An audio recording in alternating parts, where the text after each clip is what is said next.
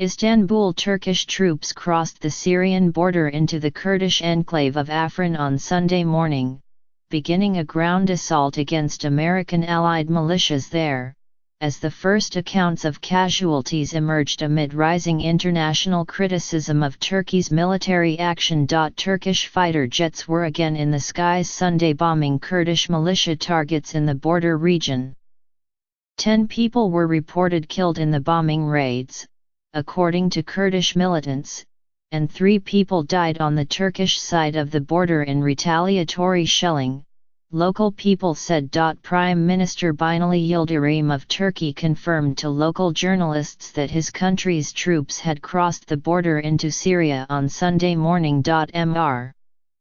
Yildirim said the forces intended to create a security zone about 18 miles deep inside Syria.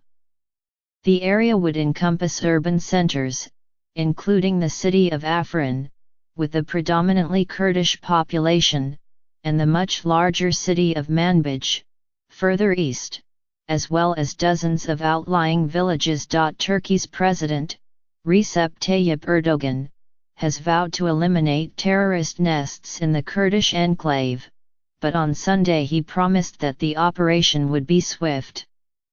"Hopefully, we will complete this operation in a very short time," he said in a speech to the women's branch of his Justice and Development Party in the city of Bursa. "The real issue here is to deliver Afrin to its real owners," Mr. Erdogan said.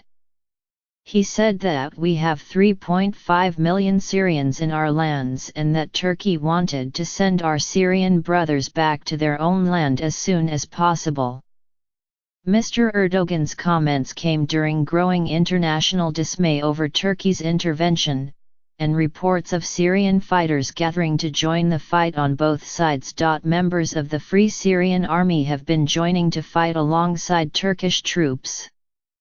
Many of them are refugees from Arab villages and towns in the region. At the same time, hundreds of Kurdish fighters from the American-backed Syrian Democratic Forces, which has been leading the fight against the Islamic State in Syria, were assembling in towns to the east and south of Afrin, according to the Associated Press. A shopkeeper in Raqqa, who asked not to be named out of fear for his safety, said by text message that a large number of Arab fighters in the Syrian Democratic Forces were being sent from Raqqa to Manbij to prepare for a Turkish attack. His cousin was among 1,000 fighters gathered in Manbij and commanders were telling them an attack was imminent. Secretary of State Rex W. Tillerson spoke by telephone with his Turkish and Russian counterparts on Saturday to express concern about the situation, a State Department spokeswoman, Heather Nauert, said in a statement. "We urge Turkey to exercise restraint and ensure that its military operations remain limited in scope and duration and scrupulous to avoid civilian casualties," the statement said. France called for an emergency United Nations Security Council meeting to discuss the developments and also urged Turkey to act with restraint, noting that the humanitarian situation was deteriorating in several regions of Syria. Turkish officials have repeatedly criticized the United States for its support and arming of the Kurdish People's Protection Units, known as the YPG, which are spearheading the fight against the Islamic State in Syria. Yet they made clear Sunday they did not want to confront American troops in Syria. Mr.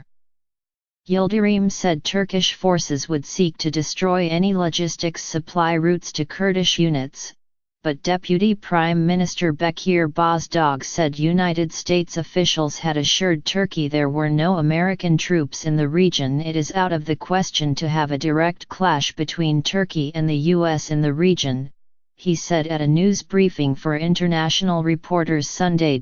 By nightfall, Turkish troops seemed to have advanced only a few miles into Syria. Syrian fighters allied with Turkish forces claimed to have seized control of Shankel, a village on the northwestern edge of the Afrin district, but Kurdish fighters rejected the claim. Casualties were reported from both sides, but numbers varied. Hanadi Hafsi, a homemaker who lives in Reyhanli, a border district in Turkey, said 2 Syrians and a Turk died Sunday afternoon from shelling by Kurdish militias. The shells fell on a market, killing 3 and wounding 32, she said. Turkish officials said that only 1 Syrian refugee died and that 37 people were wounded. Turkey's Foreign Minister Mevlut Cavusoglu condemned the indiscriminate rocket fire by #PYD/#YPG terrorists in a Twitter post. This attack on innocent people shows the real face of #PYD terrorists.